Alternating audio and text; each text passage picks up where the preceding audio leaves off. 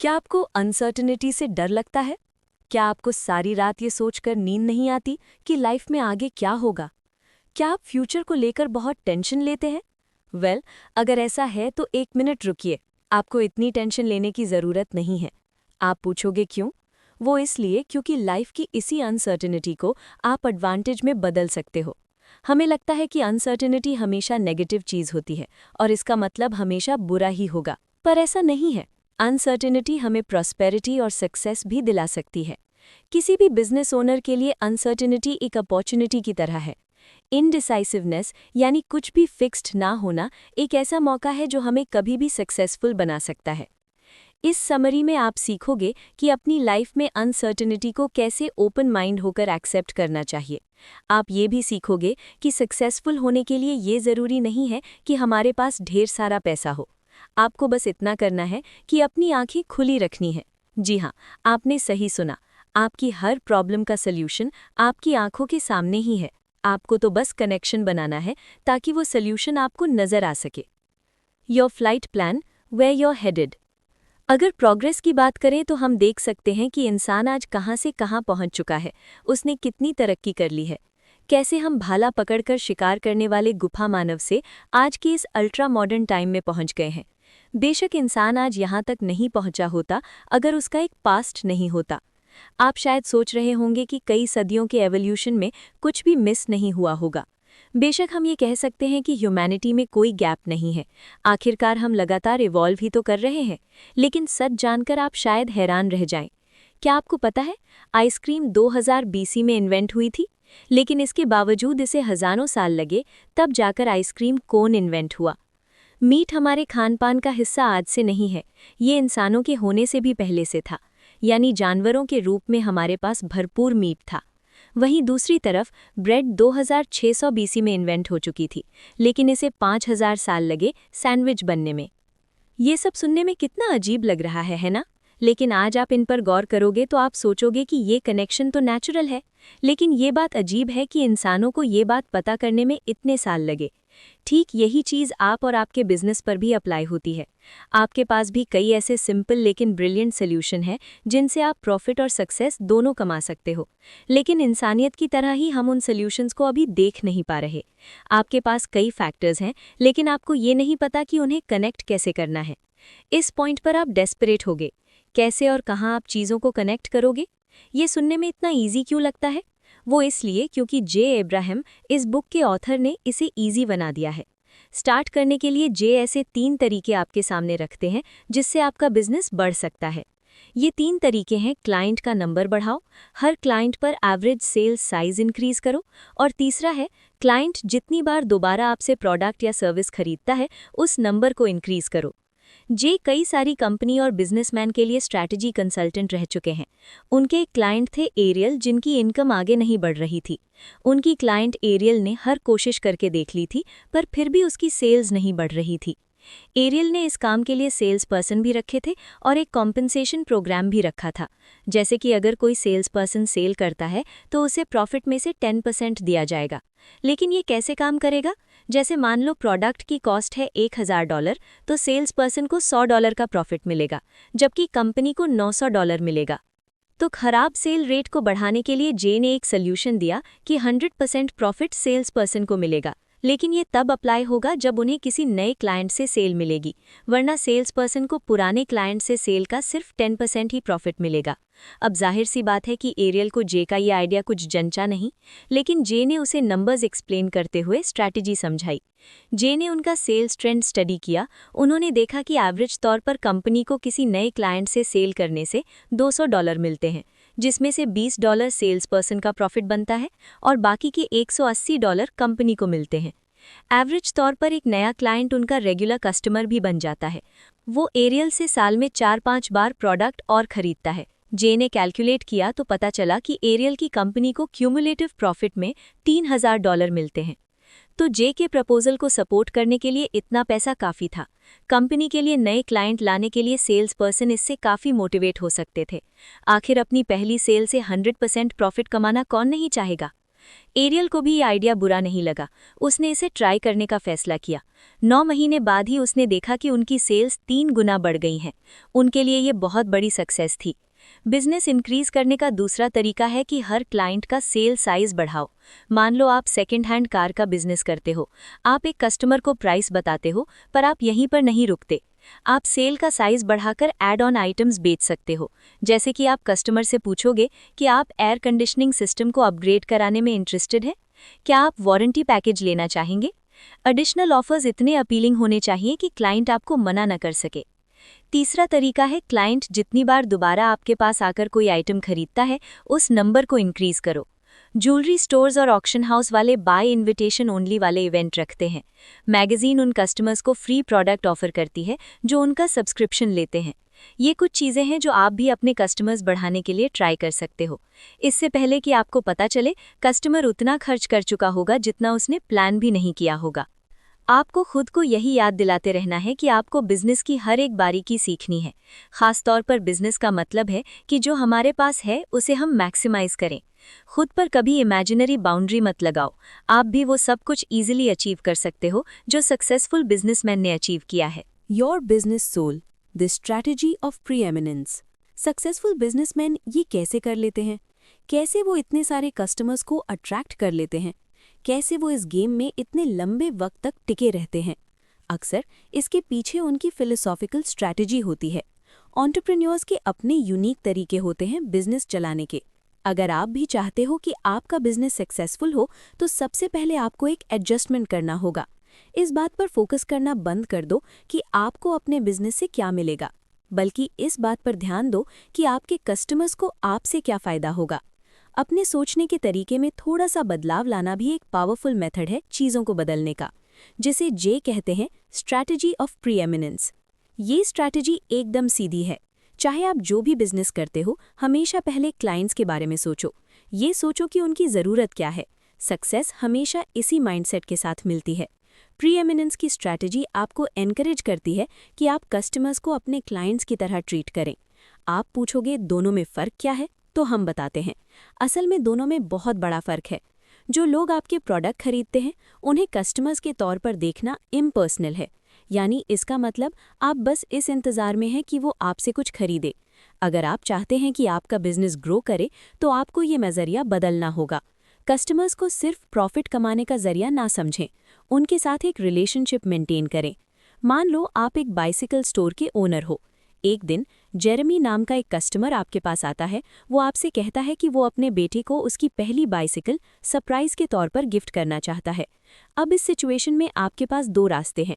आप जेरेमी को एक कस्टमर की तरह ट्रीट करें जो आपसे एक प्रोडक्ट लेने आया है, या फिर आप जेरेमी को अपना क्लाइंट बना लें। तो पहले हम जेरेमी को सिर्फ एक कस्टमर की तरह लेते हैं। तो अब आप क्या करोगे? आप उससे प्रॉफिट कमाने के लिए उसे सबसे महंगी वाली बाइसिकल दिखाओगे। आप कहोगे कि ये सबसे बढ़िया वाली बच्चों की साइकिल है। जेरेमी साइकिल के बारे में आपसे कुछ सवाल करेगा, जैसे क्या उसे महंगी साइकिल खरीदनी चाहिए अगर उसके बेटे ने तोड़ दी तो आप उसे मनाने की कोशिश करते हुए बताएंगे कि उसके बेटे के लिए यही सबसे अच्छी चॉइस है। हालांकि जेरेमी कन्विंस नहीं हुआ, पर फिर भी आपकी बातों में आकर वो साइकिल खरीद लेता है। लेकिन ये श्योर है कि उसके बाद वो दोबारा कभी आपके स्टोर में नहीं आएगा। अगर हम जेरेमी को एक क्लाइंट की तरह लेंगे तो क्या होगा? अब आपकी नज़रों में जेरेमी प्रॉफिट कमाने का जरिया नहीं है। आप उसे एक ऐसे इंसान के तौर पर देखते हो जो एक प्रॉब्लम लेकर आपके पास आया है, क्योंकि उसे नहीं पता उसके बेटे के लिए कौन सी बाइक अच्छी रहेगी। किस्मत से आप उसकी प्रॉब्लम सॉल्व करते हो। आप उसे उन सारी बाइसिकल मॉडल्स के बारे में बताओगे और ये भी सजेस्ट करोगे कि उसके बेटे के लिए कौन सी बेस्ट रहेगी। आपको वो पल याद आएगा जब आपके डैड ने बचपन में आपको साइकिल चलाना सिखाया था। ये आपके बचपन से जुड़ी बेस्ट मेमोरी है। यानी जेरेमी की भी बाइसिकल के साथ कुछ इमोशंस जुड़ेंगे। वो सिर्फ साइकिल खरीदने नहीं आया, बल्कि अपने बेटे के साथ कुछ कीमती लम्हों की यादें बनाने आया है। बाप बेटे के बीच का रिश्ता मजबूत करने का इससे बढ़िया मौका भला क्या होगा? तो आप एक कम बजट की साइकिल चूज करते हो जो मजबूत और टिकाऊ दोनों है। अब आप जेरेमी के चेहरे पर एक प्यारी सी मुस्कान देख सकते हो और उसकी आंखों में आपके लिए अपनापन। आपने उसके साथ एक रिश्ता बना लिया है, इसलिए अगली बार भी वो आपके स्टोर में ज़रूर आएगा। यानी आपने सक्सेसफुली एक नया क्लाइंट बना लिया है। अगले कुछ महीनों में आपके पास दुगने कस्टमर्स आने लगते हैं, क्योंकि जेरेमी ने आपके बारे में बाकी लोगों को भी बताया। उसने अपने पड़ोसियों और कॉलीग्स को बताया कि उसने साइकिल कहाँ से ली है। तो जब आप अपने क्लाइंट की फिक्र करते हो, उसका ध्यान रखते हो, तो आपका बिजनेस ऑटोमेटिकली बढ़ने लगता है, क्योंकि आपने अपने क्लाइंट को ये फील कराया कि वो आपके लिए कितने इंपॉर्टेंट है। और इस तरह क्लाइंट भी खुश और आप भी खुश। वीव ला डिफरेंस। अपने कॉम्पिटिटर से अलग हटकर कुछ करना ही आपकी टॉप प्रायोरिटी होनी चाहिए। आपको लोगों को अपना कस्टमर बनने के लिए एक सॉलिड रीज़न देना है, और इसके लिए आपको अपना यूनिक सेलिंग प्रोपोजिशन यानी यूएसपी जानना होगा। यह आपके बिजनेस का एक एस्पेक्ट है जो आपको अपने कॉम्पिटिटर से आगे रहने में हेल्प करेगा। आप सिर्फ ये नहीं कह सकते कि ये मेरा यूएसपी है और बस हो गया। आपको इसे अपने बिजनेस के हर एस्पेक्ट में शामिल करना होगा। आपकी यूएसपी आपकी पूरी पहचान है। ये आपके मार्केटिंग और सेलिंग ऑपरेशन में भी क्लियर नजर आना चाहिए। आप इसे अपने बिजनेस का ब्रांड भी बना सकते हैं। आपको अपना यूनिक सेलिंग प्रोपोजिशन पहचानने में टाइम लगेगा। अगर आपको समझ नहीं आ रहा कि कहाँ से स्टार्ट करें, तो सिंपल है, दूसरे लोगों से पूछो। सेल्स पर्सन और बिजनेस ओनर से बात करो। उनसे पूछो कि वो अपने कॉम्पिटिटर से किस तरह में बेटर हैं, उनसे कैसे अलग और अच्छे हैं। उनके जवाब ध्यान से सुनो और फिर उसे एनालाइज करो। मार्केट में बिजनेस ओनर्स की कमी नहीं है जो आपकी तरह ही एक अलग पहचान बनाने की कोशिश कर रहे हैं। इसलिए कोई भी डिसीजन जल्दबाजी में ना ले, पहले पूरी तरह सोच समझ ले, फिर कोई स्टेप ले। यहाँ आपको कुछ पॉइंट्स पर गौर करना होगा, जैसे आप किस मार्केट में हैं, आपका प्रोडक्ट या सर्विस क्या है, आपके पास ऐसा क्या है जो आपके कॉम्पिटिटर्स के पास नहीं है, आप कस्टमर्स को ऐसा क्या दे रहे हैं जो वो नहीं दे रहे। यूएसपी कई तरह के होते हैं। यूएसपी का एक टाइप है ब्रॉड चॉइस। ज़्यादातर कंपनीज इस बात का एडवांटेज लेती हैं कि उनके पास क्लाइंट्स को ऑफर करने के लिए ढेर सारी चॉइस होती है, जैसे कि एक सुपरमार्केट इस चीज़ को अपने यूएसपी की तरह यूज़ कर सकती है। एक और टाइप का यूएसपी है लो प्राइस या लो मार्कअप। इस टर्म के हिसाब से कोई कंपनी खुद को इस तरह प्रमोट कर सकती है कि वो काफ़ी चीप प्रोडक्ट बनाती है। कुछ तो एक्सक्लूसिविटी अपने यूएसपी की तरह भी यूज़ करती हैं। ये उनके लिए अपीलिंग हो सकता है जो बाकी क्लाइंट से अलग लगना चाहते हैं। यानी दूसरे शब्दों में ये आपके सोशल क्लास को रीइंफोर्स करने के बारे में है। जैसे एग्जाम्पल के लिए कोई ज्वेलरी स्टोर सिर्फ उन्हीं क्लाइंट्स को एक्सेप्ट करता है जिनका क्रेडिट स्कोर अच्छा होता है। तो अब आप अपना यूएसपी कैसे चूज़ करोगे? सबसे पहले ये पता करो कि जिस इंडस्ट्री में आप हो उसमें किस चीज़ की कमी है। जैसे कि क्या प्रोडक्ट्स में वैरायटी की कमी है, क्या डिस्काउंट कम या ना के बराबर है, क्या सर्विस प्रोवाइडर फास्ट सर्विस देते हैं। ये कुछ ऐसे फैक्टर हैं जो आपको ध्यान में रखने होंगे। आपको वो ज़रूरत ढूंढनी है जो अभी पूरी नहीं की गई है। साथ ही खुद को एक लिमिट या बाउंड्री में मत रखो। आपको इंडस्ट्री में जो भी गैप नज़र आ रहे हैं, आप उन पर काम कर सकते हो। बस ये याद रहे कि आपको उस पर कमिटेड रहना है। अब जैसे कि मान लो आप ग्रोसरी डिलीवर करते हो और आपने ये देखा कि अभी तक ऐसी कोई सर्विस नहीं है जो फास्ट डिलीवरी करती हो। अब आपको एक आइडिया आता है। आप इंडस्ट्री में इस गैप का फ़ायदा उठाते हुए कस्टमर्स को 2 घंटे में डिलीवरी करने का ऑफर देते हो। अब जाहिर है कि कई सारे लोग आपको कॉल करना स्टार्ट कर देंगे, लेकिन जल्द ही लोग निराश होने लगेंगे क्योंकि आप अपना वादा नहीं निभा सके। आपने उन्हें डिलीवरी करने में 2 घंटे के बजाय पूरा दिन लगा दिया। तो ये एक फेल्ड यूएसपी का एग्जाम्पल है। हाँ, ये सच है कि आपको बिल्कुल हटकर सर्विस देनी है, पर यह भी ज़रूरी है कि आप अपना वादा पूरा करें। मान लो अब आपने अपना यूएसपी ढूंढ लिया है, लेकिन आप एक अपीलिंग तरीके में इसकी मार्केटिंग कैसे करोगे? तो जवाब है इस बात पर जोर देते हुए कि ये कितनी वैल्यूएबल है। आप इसके जरिए लोगों को बता सकते हैं कि आप कितने यूनिक हैं। हालांकि अपना पॉइंट स्ट्रेट और क्लियर रखिए। जितना हो सके दूसरों से हटकर करने की कोशिश कीजिए। अगर आपने इसे एक आम या मामूली स्टेटमेंट बना दिया तो कस्टमर्स और क्लाइंट्स इंटरेस्ट लेना कम कर देंगे। ऐसा ही कुछ श्लिट्स बियर ने किया था 1900 के शुरुआती दौर में। उस समय कुछ गिनी चुनी कंपनी ही अल्कोहल बिजनेस में थी और उन 10 कंपनी में श्लिट्स बियर 8वें नंबर पर था। तो जाहिर बात थी कि कंपटीशन काफ़ी टफ होता था। लेकिन श्लिट्स ने अपने कॉम्पिटिटर्स को पछाड़ा कैसे? श्लिट्स ने प्रॉब्लम सॉल्व करने के लिए एक मार्केटिंग कंसल्टेंट को हायर किया। आपको ये पता होना चाहिए कि अल्कोहल बनाने वाली कंपनी एक जैसी ही होती हैं। सब अपने बियर को एकदम प्योर बताते हुए एडवर्टाइजमेंट करते हैं। बस यही इनकी मार्केटिंग स्ट्रैटेजी है। लोग बस इसी से बियर खरीदने को तैयार हो जाते हैं। तो जेन ने, जो कि श्लिट्स की मार्केटिंग कंसल्टेंट थी, इस बारे में और गहराई से छानबीन की। उसने श्लिट्स से उनके ब्रूइंग प्रोसेस के बारे में पूछा। जेन को पता चला कि श्लिट्ज बियर ब्रू करने के लिए काफ़ी भारी भरकम प्रोसेस फॉलो करती है। सबसे पहले तो श्लिट्ज को पानी के लिए 2500 फीट कुआं खोदना पड़ता है। वो इसलिए क्योंकि ज़मीन के अंदर पानी जितनी गहराई से मिलेगा उसका मिनरल कंटेंट उतना ही अच्छा होगा। इससे बियर और भी टेस्टी बनती है। दूसरी चीज़, श्लिट्ज अब तक बेस्ट यीस्ट सेल पाने के लिए हज़ारों एक्सपेरिमेंट कर चुकी है। यीस्ट सेल बियर का टेस्ट और भी रिच और टेस्टी बना देते हैं। तीसरी चीज़, श्लिट्ज के पास एक अच्छा खासा डिस्टिलेशन प्रोसेस है जिससे जेन खास तौर से इम्प्रेस हुई। बियर को यहाँ पर 5000 डिग्री फ़ारेनहाइट पर गर्म किया जाता है, फिर इसे ठंडा होने दिया जाता है और बियर के हर एक बैच के लिए 3 बार यही प्रोसेस फॉलो किया जाता है ताकि सबसे प्योर बियर मिल सके। और लास्ट में एक टेस्टर की हेल्प ली जाती है जब बियर के हर एक बैच की बियर टेस्ट करता है। यानी कुल मिलाकर कंपनी का एक ही गोल था कि उनकी बियर सबसे प्योर और टेस्टी हो, उसके बाद ही वो सुपरमार्केट में भेजी जाती थी। यानी एक बॉटल बियर को इतने ध्यान से और एफर्ट लगाकर तैयार किया जाता था। जेन कंपनी के एडवर्टाइजमेंट में इस प्रोसेस को खास तौर से हाईलाइट करना चाहती थी ताकि लोगों को पता चल सके कि कंपनी इतने एफर्ट्स लगाकर कस्टमर्स के लिए बियर बनाती है। लेकिन ये आइडिया श्लिट्ज को कुछ जमा नहीं। उनका मानना था कि उनका ब्रूइंग प्रोसेस बाकी के कंपनी जैसा ही है, इसमें कुछ अलग नहीं है। लेकिन जेन यूएसपी की इंपॉर्टेंस समझती थी। ये सच है कि प्रोसेस सेम था, लेकिन कोई और कंपनी ये बताने की जहमत नहीं उठा रही थी कि उनकी बियर कैसे तैयार की जाती है, इसलिए ये इन्फॉर्मेटिव जानकारी बेशक श्लिट्ज की सेल्स बूस्ट करने वाला था। और फिर वही हुआ जैसा जेन ने सोचा था।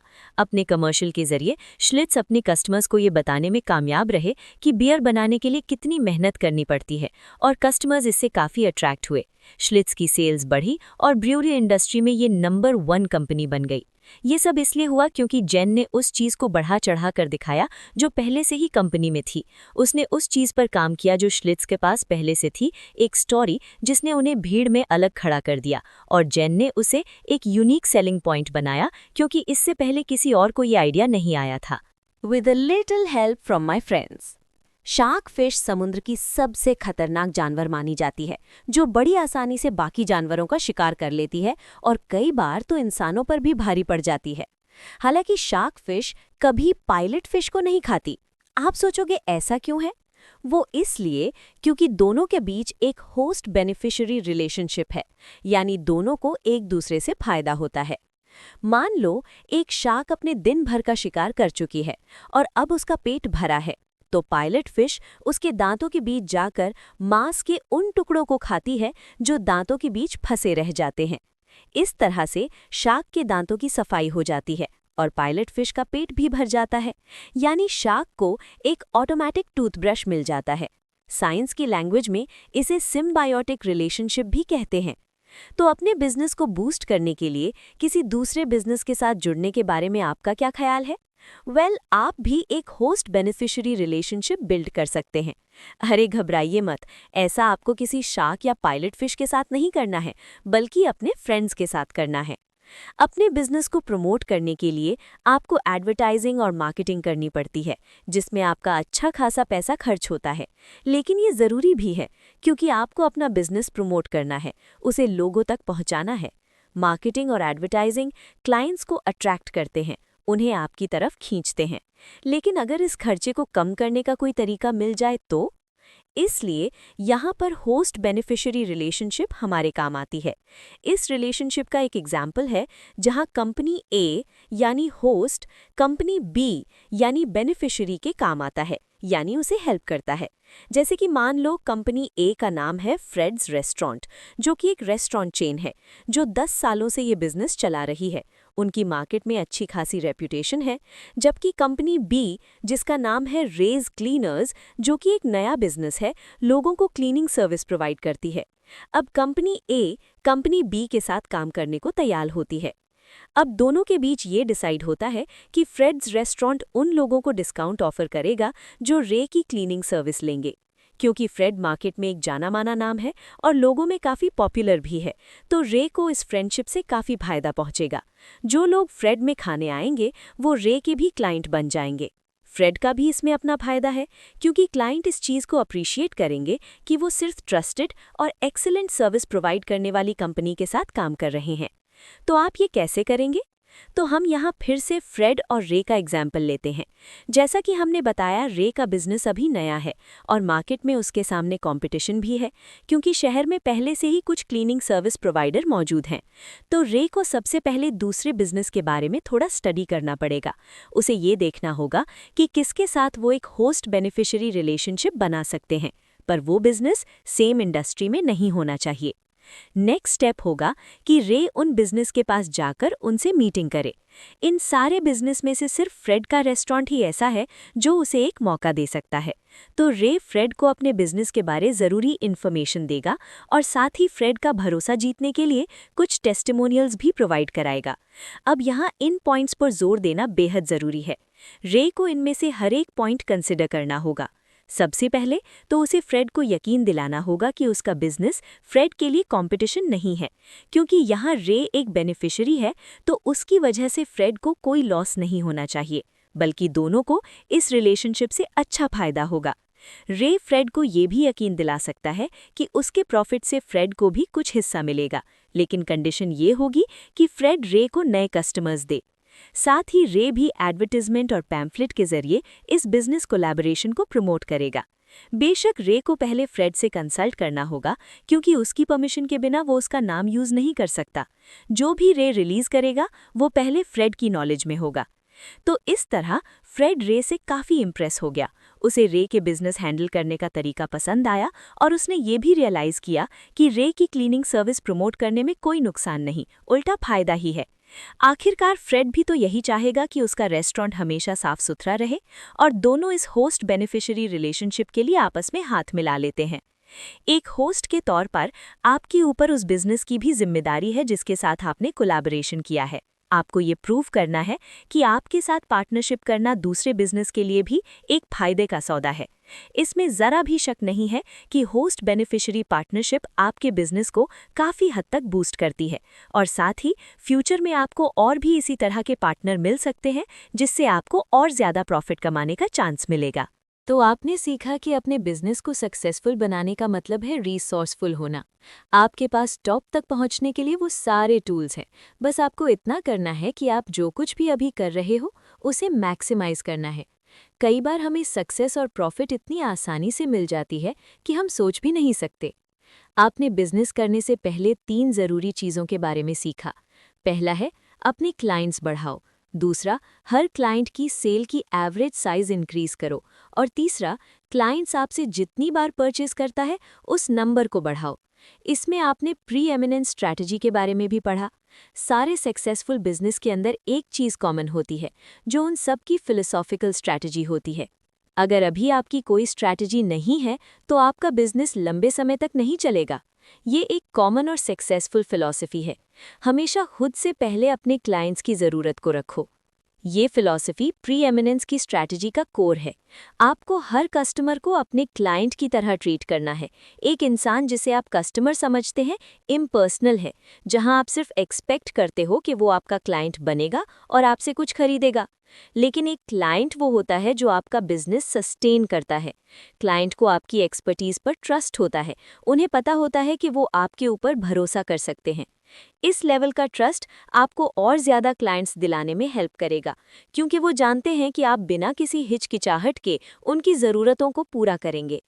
आपने सीखा कि सबसे हटकर पहचान बनाना ही एक सक्सेसफुल बिजनेस का सीक्रेट है, लेकिन इसके लिए अग्रेसिव कदम ना उठाएं। स्टैंड आउट यानी भीड़ में अपनी अलग पहचान बनाने के लिए आप unique selling point USP apply कर सकते हैं।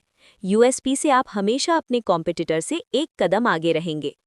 तो अपना यूएसपी पहचानने के लिए ये पता करें कि इंडस्ट्री में किस चीज़ की कमी है। फिर आराम से इस बात पर गहराई से सोचें कि आगे आपको क्या स्टेप लेना है।